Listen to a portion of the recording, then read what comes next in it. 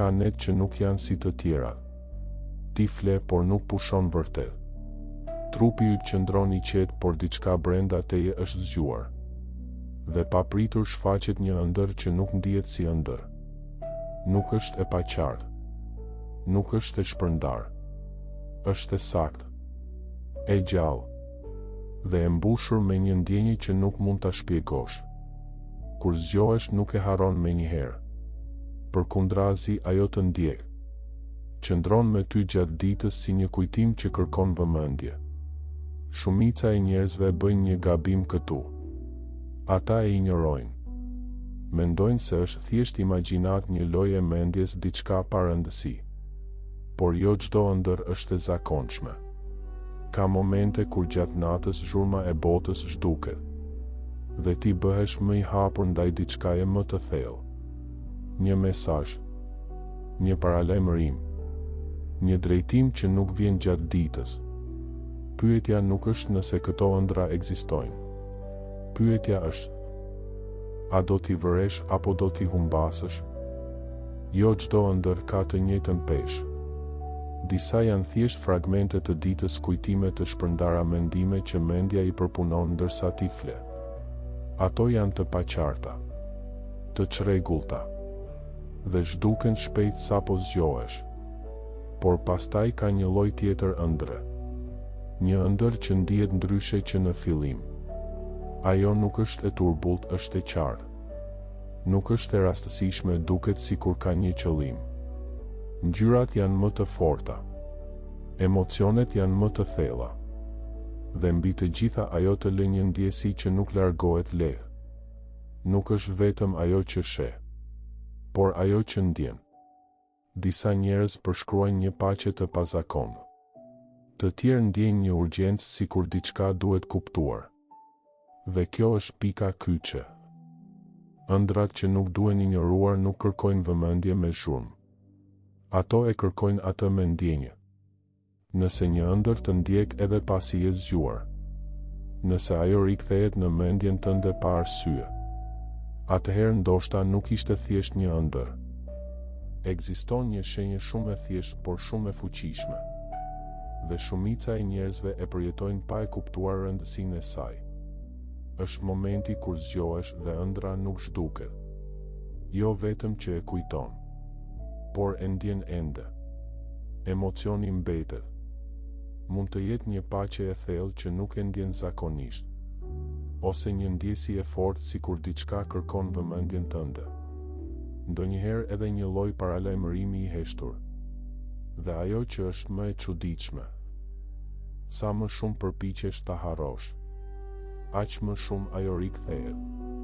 Gjatë ditës papritur të vjen ndërmend.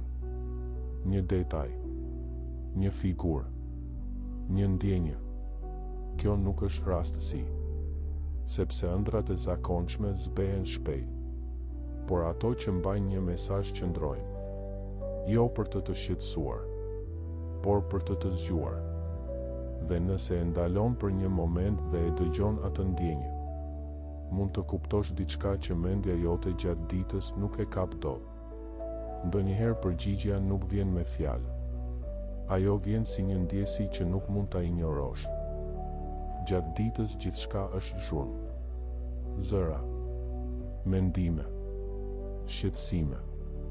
Ti mendon vazhdimisht, reagon vendos dhe pa e kuptuar, mendja jote është gjithmonë e mbushur. Në atë gjendje është shumë e vështirë të dëgjosh diçka më të thellë. Por natën gjithçka ndryshon. Trupi yt qetësohet. Zhurma e jashtme zhduket. Dhe mendja fillon të lëshoj kontrollin.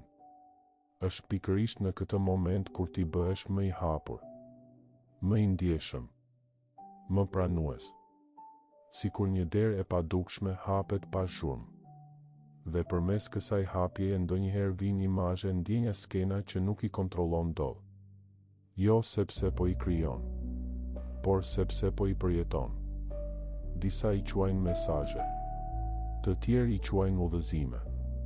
Por ajo që ka rëndësi është kjo.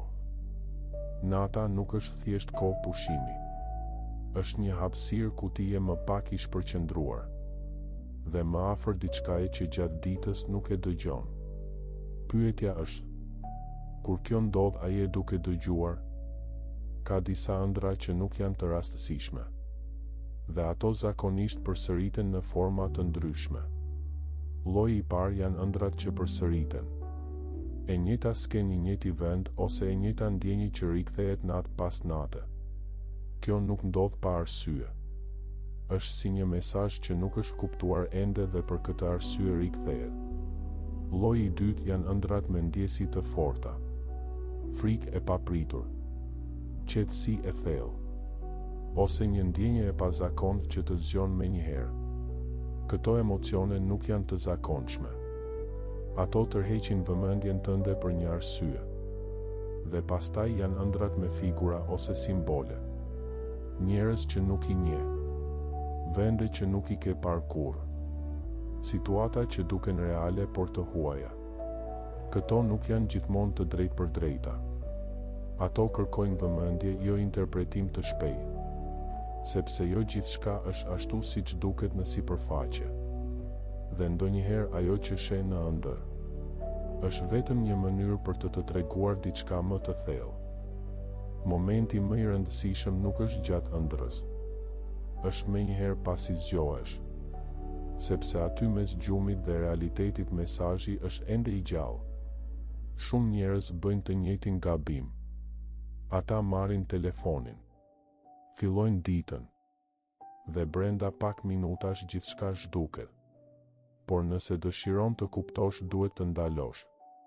Mos lëviz menjëherë. Mos u shpërqendro. Qëndro për disa sekonda ose minuta dhe rikujto ëndrrën. Jo vetëm çfarë be, por çfarë ndjeve. Emocioni është qelësi. Pastaj nëse mundesh shkruaje. Edhe disa fjalë janë të mjaftueshme, sepse ajo që duket e qartë tani mund të zbehet shumë shpejt. Dhe më e rëndësishmja, mos u përpiq ta shpjegosh menjëherë. Mos kërko kuptim me forcë. Lejoje të qëndrojë me ty gjatë ditës, sepse ndonjëherë kuptimi nuk vjen menjëherë. Ai zbulohet ngadalë në momentin e duhur. Ke vënë re se jo të gjithë i përjetojnë këto ëndra në të njëjtën mënyrë?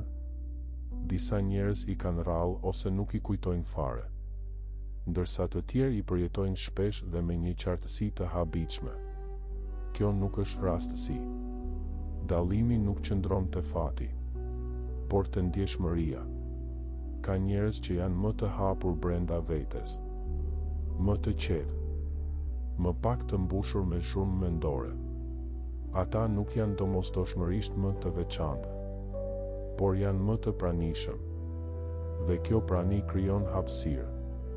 Kur mendja nuk është gjithmonë e mbushur me stres, frikë dhe shpërqendrim, ajo bëhet më e qartë. Dhe në këtë qartësi ëndrat marrin formë më të fortë. Nga ana tjetër, njerëzit që janë vazhdimisht të tensionuar, që nuk ndalen kurrë, shpesh nuk i vërejnë këto mesazhe. Jo sepse ato nuk ndodhin, por sepse nuk ka hapësirë për t'i ndjerë. Kjo është arsyeja pse disa i përjetojnë më shpesh. Jo sepse marrin më shumë mesazhe, por sepse janë më të gatshëm t'i dëgjojnë. Gabimi më i madh nuk është të mos kesh ëndra, është t'i kuptosh gabim. Shumë njerëz zgjohen dhe menjëherë përpiqen të gjejnë një shpjegim të shpejtë. Ata kërkojnë kuptime të gatshme, simbol për simbol, si një formulë që duhet të japë përgjigje të menjëhershme. Por këtu gjithçka fillon të prishet, sepse jo çdo ëndër duhet përkthyer menjëherë, dhe jo çdo simbol ka të njëjtin kuptim për të gjithë. Kur përpiqesh ta detyrosh kuptimin, ti humbet ndjenjën, dhe pikërisht ndjenja është pjesa më e rëndësishme. Ëndra nuk është një enigmë që zgjidhet me mendje. Është një përjetim që kuptohet me vetdije. Disa njerëz e analizojnë aq shumë sa largohen nga ajo që në fillim ishte e qartë. Të tjerë e injorojnë dhe e humbasin plotësisht. Por rruga e vërtet është në mes. Ta mbash mend, ta ndjesh dhe ta lejosh të zbulohet me kohë, sepse disa mesazhe nuk vijnë për t'u kuptuar menjëherë. Ato vijnë për t'u zbuluar gradualisht. Ka raste kur një ëndër nuk është thjesht një përjetim. Ajo është një sinjal. Por si ta dallosh? Një nga shenjat më të forta është intensiteti. Këto ëndra nuk janë të lehta për t'u harruar. Ato të zgjojnë menjëherë me një ndjenjë të fortë brenda teje. Ndonjëherë është ankth. Ndonjëherë është një urgjencë e heshtur sikur diçka kërkon vëmendje tani. Një tjetër shenjë është qartësia. Skenat janë të sakta. Ngjarjet ndodhin me një logjik të çuditshme por të qëndrueshme. Dhe mbi të gjitha ka një ndjenjë drejtimi. Sikur ëndra nuk është thjesht për të parë, por për të kuptuar. Ndoshta të tregon një situatë që duhet shmangur, ose një zgjedhje që duhet menduar më thellë. Por kujdes.